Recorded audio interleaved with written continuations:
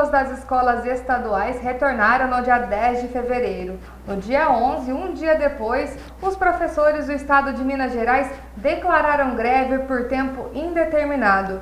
A greve continua e as reivindicações são para o pagamento do piso salarial, do 13º, entre outras. Para a gente entender um pouco mais sobre a greve, sobre esse direito de greve que é previsto em Constituição, nós convidamos a advogada Marilda Cardoso para explicar um pouco mais para a gente. Marilda, seja bem-vinda ao Jornal TV Sul, muito obrigada pela sua presença. Eu que agradeço, Lara, mais uma vez o convite de poder contribuir com as informações aí para os alunos, pais e professores, né, que participam desse movimento e que sofrem a consequência desse movimento grevista no nosso estado. Marilda, como que funciona? Pode fazer greve no Brasil? Não pode? Como que é isso? Não, pode sim. A greve é um direito constitucional, né, no nosso estado. Então a Constituição garante esse direito de ter a greve, sim. Dependendo aí da área, por exemplo, a saúde, segurança, a greve ela tem que ter um percentual de funcionamento. E no caso dos professores, eu acredito que seja aí o setor que mais tem greve, com certeza. Porque realmente eles fecham a escola e não mantêm, acredito que nem o mínimo de percentual aí trabalhando. Então os professores eles estão reivindicando aí essa questão salarial. O 13º eles não receberam ainda. E a greve é um clamor do servidor público, né, no caso dos educadores, pleiteando aí, nem sempre só direitos materiais, né, no caso salário, reajuste, mas até mesmo condições e melhoria de trabalho. Então eu acredito que a greve é uma manifestação aí, é uma tentativa de negociação. Às vezes o professor ele está representado aí pelo sindicato da classe e tentar negociar com o governo nesse sentido, naquilo que pode se melhorar. Nem sempre eles conseguem 100% daquilo que reivindica, até por conta do Estado, daquilo que eles estão pleiteando. Mas sempre há uma positividade nessa negociação. Geralmente, quem que pode organizar essa greve? É o professor em si ou depende de um sindicato? Como que funciona? Não, primeiramente depende dos educadores, dos diretores, depende deles. Tem que partir da vontade deles. E o sindicato, ele é aquele que vai assessorar, que vai aí requerer a aprovação da greve e vai representar a classe, né, dos professores. Então, a intermediação, sim, do sindicato da classe. Mas o professor, os trabalhadores, têm que partir deles essa vontade. Porque eles que são os afetados, né, com seus direitos. Então, nós sabemos que os professores são mal remunerados, obviamente. Não é fácil, né, a educação no Brasil. Ela enfrenta, igual eu falei, não só a dificuldade de material, do ganho, de atraso de salário, de 13º, férias, mas também as condições de aula, né? São salas aí superlotadas, novidades que o governo implanta e métodos que não funcionam e realmente eles vão pleitear mesmo por meio de greve, mas é constitucional, sim. É um direito deles, sim, fazer a greve. Quem que não pode fazer greve no Brasil? A greve, acho que não há setor que não pode.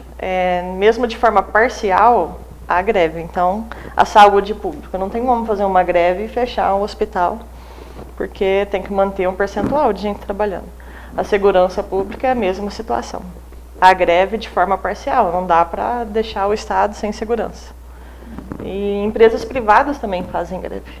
Montadoras de veículo, representadas por sindicato, também fazem greve. Então, desde que há uma classe, um grande número de pessoas sendo prejudicadas, que tem aí essa força de se unir, de fazer o movimento grevista, que são representados por um sindicato, eles farão greve.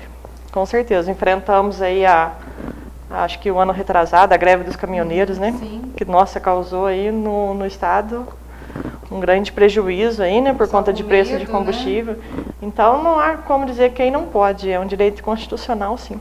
E é um método aí de paralisar, de chamar a atenção dos políticos, né? Para melhorias aí na condição de trabalho. O que não pode ser feito durante a greve? O que não pode ser feito durante a greve, no caso dos professores. Eu acredito que manter o maior número que seja do movimento grevista de forma pacífica, né? Buscar o diálogo, não partir para a violência. nem depredação de lugares, nada disso. Porque aí já é uma outra situação, né, que vai agravar, destruir escola, isso acho que não pode ser feito. A questão da greve é paralisar e tentar um diálogo, negociações para melhoria de forma pacífica. E qual que é a diferença? Você falou um pouco da greve parcial, da greve total, né? Qual que é a diferença entre elas? É a quantidade de funcionários? É a quantidade de funcionários. Por exemplo, a segurança pública tem que manter o mínimo de funcionamento, o mínimo de servidor trabalhando. A mesma coisa na área da saúde. Tem que manter um percentual de pessoas trabalhando, não tem como paralisar. Porque são setores aí de extrema importância e necessidade, né? Fundamental para a vida do cidadão. Então, a greve parcial é realmente a greve total. No caso da escola, é total, né? Fecha a escola, não tem aula para ninguém. Porque imagina se eu tivesse que dar aula, alguns alunos teriam, outros não teriam. Então, no setor da educação é greve total. Parou todas as escolas, não tem aula. E, Marilda, quais são os direitos do cidadão que está em greve? Ele continua recebendo seu salário? Ele tem algum prejuízo por estar em greve? Como que funciona? O sindicato, normalmente, a ideia dele é manter o salário dos professores, para eles não serem prejudicados. E quando a greve chega a ser extrema, né, há casos do governador ameaçar que não vai pagar, que se não voltar de greve vai ser exonerada, aí vai muito da negociação. Mas, na verdade, é manter o pagamento deles, eles não serem prejudicados pelos descontos. Porque, por exemplo, o 13º já não receberam. Então não tem como o governador falar que não vai receber agora porque fez greve. Não tem como ele cortar e prejudicar ainda mais os professores. A mesma coisa é salário atrasado e eles não podem ser prejudicados. Agora, se começar a estender muito e prejudicar muitos os alunos, há casos dele ser mais enérgico nessa questão da negociação e tentar obrigar a voltar e a retomar as aulas. Porque depois os alunos têm que normalmente eles pagam, né, por isso, né? Aí depois eles têm que repor as aulas, eles têm que ter aula nas férias. Sempre acabam tendo que repor, não tem como. Mas a tentativa é negociar. Agora que uniu com o coronavírus também, né? A paralisação do coronavírus, mas a greve, então essa reposição vai ficar para o futuro. Vai ficar para o futuro e agora a prioridade é outra, né? Agora está impossível, né? Ter aula. Não pode aglomerar, não pode ter um número de pessoas juntas, né? Agora a prioridade realmente vai ser a saúde pública de todos. E, Marilda, um empregador pode fazer greve ou esse direito é só do empregado? No caso, um empregador, não é comum a greve partir dele. Ele pode, se ele estiver passando por situação difícil, fazer uma demissão em massa de funcionários, entendeu? Tentar fazer um acordo, se ele não consegue mais pagar os funcionários, manter a empresa, é ele fazer uma demissão em massa, sendo uma empresa privada. Se for um órgão público, esse órgão precisar fechar, são funcionários públicos que têm cargo vitalício, então esse órgão pode aí temporariamente adequar esses funcionários, né? Há casos disso, de fechar fora em determinada comarca, e esses funcionários públicos são readequados para outros órgãos do governo. Mas não a greve, aí seria um outro direcionamento do órgão.